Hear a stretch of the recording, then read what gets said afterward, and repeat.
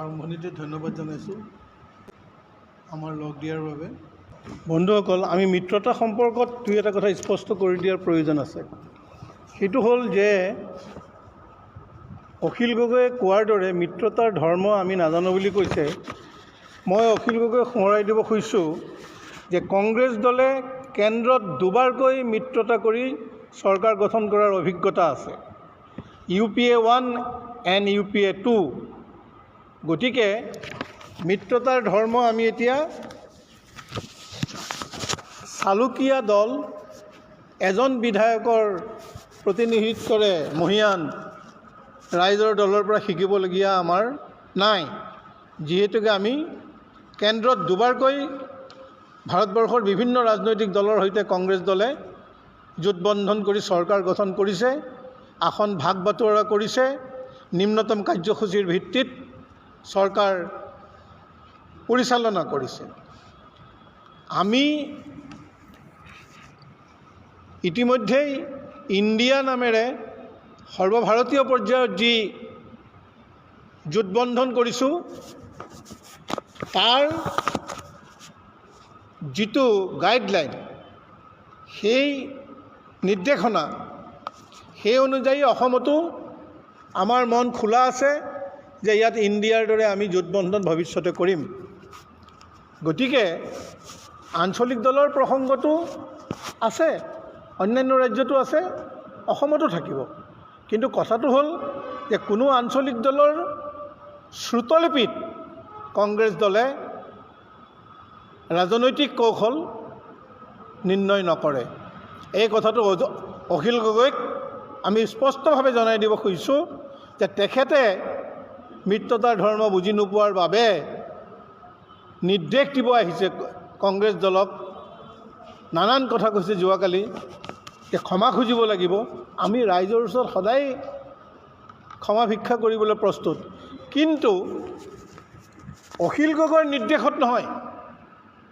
গতিকে আমাৰ বিচাৰ বিবেচনাত যেতিয়াই ৰাইজৰ কাষ চাপিবলগীয়া প্ৰয়োজন হ'ব, সেই মুহূৰ্তত আমি ৰাইজৰ কাষ চাপিম।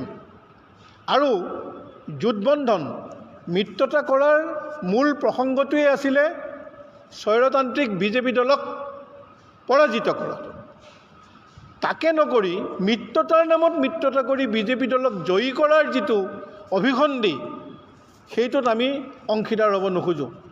গতিকে অসমত সাময়িকভাৱে এই মিত্ৰতা ব্যাহত হৈছে, কাৰণ আমি বিহালীত মিত্ৰ দলক আসনখন এৰি দিয়াৰ পিছত স্পষ্টভাৱে সেই আসনখন বিজেপিক জয়ী কৰাৰ দিশে আগবাঢ়ি গৈছিলে। গতিকে আমি মিত্ৰতাই কৰিছোঁ স্বৈৰতান্ত্ৰিক বিজেপি আৰু বিজেপিৰ অংশীদাৰ দলসমূহক পৰাজিত কৰিবলৈ, জয়ী কৰিবলৈ নহয়। গতিকে যেতিয়া দেখিলোঁ যে বিহালীত জয়ী হোৱাৰ সম্ভাৱনা আছে, তেতিয়াই আমাৰ তাত মিত্ৰতা ব্যাহত হৈছে। গতিকে মই পুনৰবাৰ এই কথাটো কৈ দিছোঁ, কংগ্ৰেছ দলৰ হৈ আমি কোনো দলৰ শ্ৰুতলিপিত ৰাজনৈতিক কৌশল নিৰ্ধাৰণ নকৰোঁ, সি অখিল গগৈয়ে হওক বা অন্য কোনোবাই হওক। গতিকে অখিল গগৈকো মই ক'ব খুজিছোঁ যে তেখেতে প্ৰথমতে শিকি লওক মিত্ৰ দলৰ লগত কি ভাষাৰে কথা পাতিব লাগে, তাৰপিছত তেওঁ মিত্ৰতা কৰাৰ আগ্ৰহ দেখুৱাব। আৰু ইমান অহংকাৰ ঠিক নহয়। এতিয়া এজন বিধায়কৰ পৰা 25জন তেওঁলোক জয়ী হৈ যাব। তেওঁৰ ৰাজনৈতিক অভিজ্ঞতাই নাই, আন্দোলনৰ অভিজ্ঞতা আছে, তেওঁৰ সংসদীয় নিৰ্বাচনৰ অভিজ্ঞতা নাই বাবেই তেওঁ এই কথাটো কৈছে যে তেওঁলোকে অকলেই 25খন আসন জিকিছে। ঠিক আছে, জয়ী হৈ দেখুৱাওক, তেওঁলোকৰ গণভিত্তি প্ৰমাণ হ'ব। আমি তেওঁলোকৰ সেই সময়ত তেওঁলোকক আমি শুভেচ্ছা জনাম।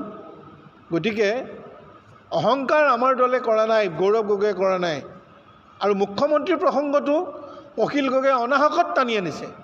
এই কথাটো গৌৰৱ গগৈয়েও কোৱা নাই, ভূপেন বৰাইও কোৱা নাই, আৰু কংগ্ৰেছ দলৰ কোনো নেতাই কোৱা নাই যে কোন মুখ্যমন্ত্ৰী হ'ব কোন নহ'ব। অখিল গগৈৰে সুপ্ত মনত লুকাই আছে যে তেওঁ কেতিয়াবা পাৰিলে মুখ্যমন্ত্ৰী হোৱাৰ সুযোগটো গ্ৰহণ কৰিব, দাবী ধমকি দি এই ধৰণে অন্যান্য ৰাজনৈতিক দলক। গতিকে অখিল গগৈয়ে আগতে মিত্ৰতাৰ ধৰ্ম শিকক।